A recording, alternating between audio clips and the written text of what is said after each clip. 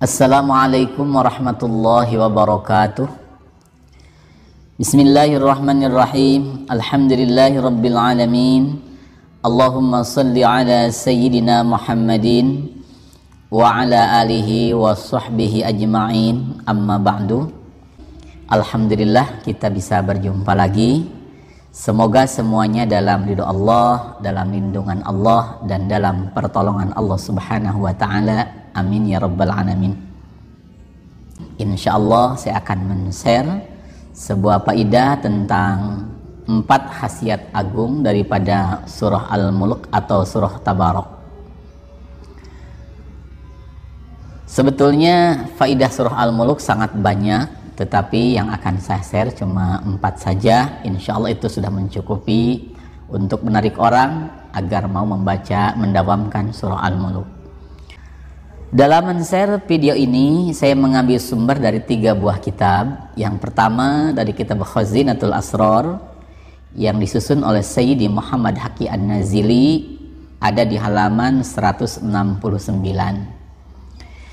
Yang kedua dari kitab Tafsir An-Nawawi, ada di juz kedua di halaman 388.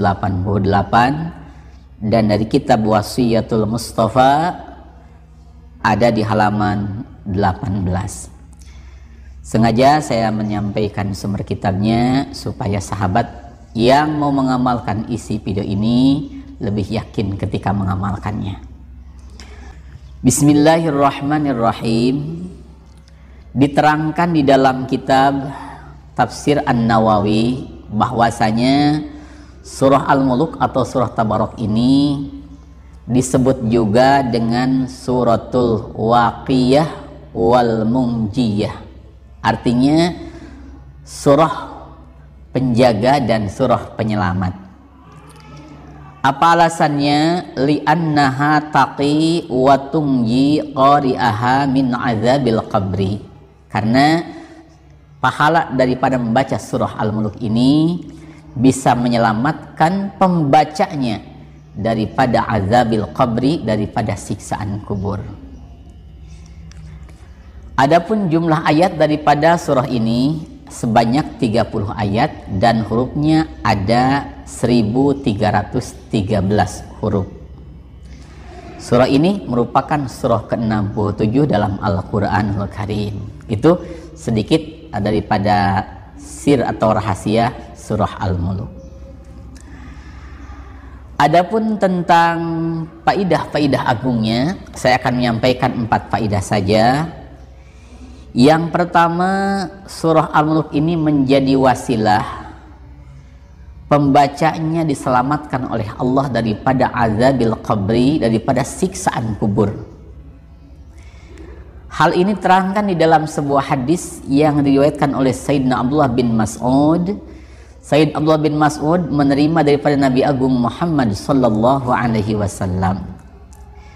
Sabda baginda Nabi, man qara'a, siapa orang yang membaca Tabarakalladzi biyadihil mulk, akan surat Tabarok, kulla lailatin, di setiap malam, mana'ahullahu ta'ala biha min azabil qabri, maka Allah akan menjaga orang tadi, Allah akan menyelamatkan orang tadi dengan wasilah pahala surah Al-Mulk min azabil qabri, dari siksaan kubur. Rasulullah bersabda, siapa orang yang mendawamkan membaca surah Tabarok atau Al-Mulk setiap malam minimal 1 kali, maka orang tersebut akan diselamatkan oleh Allah, akan dijaga oleh Allah daripada siksa kubur. Untuk itu sangatlah baik surat ini kita dawamkan setiap hari atau setiap malam, walaupun cuma 1 kali. Semoga nanti ketika kita masuk ke alam barzah, masuk ke kubur, kita akan diselamatkan oleh Allah daripada azabil qabri. Amin ya rabbal alamin. Kemudian untuk khasiat yang kedua, diterangkan di dalam kitab Khazinatul Asrar, faidah mendawamkan surah Mulk adalah akan menjadikan pembacanya dicintai oleh seluruh makhluk Allah, dicintai oleh seluruh manusia, banyak orang yang menyayangi, banyak orang yang menghormati.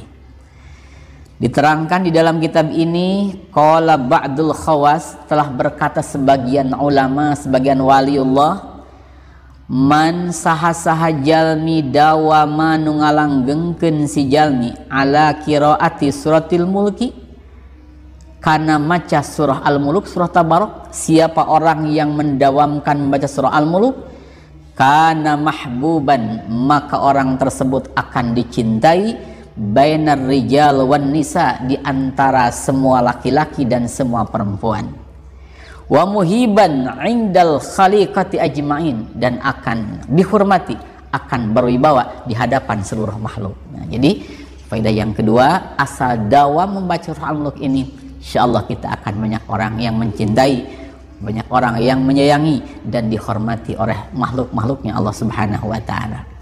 Pama ada seorang atasan ingin dihormati oleh bawahan, ada bawahan ingin disayangi oleh atasan, dawamkanlah surah Mulk ini minimal setiap malam 1 kali, lebih afdol kalau sampai 3 kali. Itu faidah yang kedua. Kemudian untuk faidah yang ketiga daripada membaca surah Al-Mulk, bahwasanya surah Al-Mulk ini bisa dijadikan wasilah permohonan kita kepada Allah agar diberikan rizki yang besar, diberikan kerajaan atau kepangkatan yang tinggi. Kita ingin banyak rizki, kita ingin mencapai satu jabatan, kita ingin mendapat kepangkatan yang barokah, yang maslahah, yang dicintai oleh Allah, maka dawamkanlah surah Al-Mulk.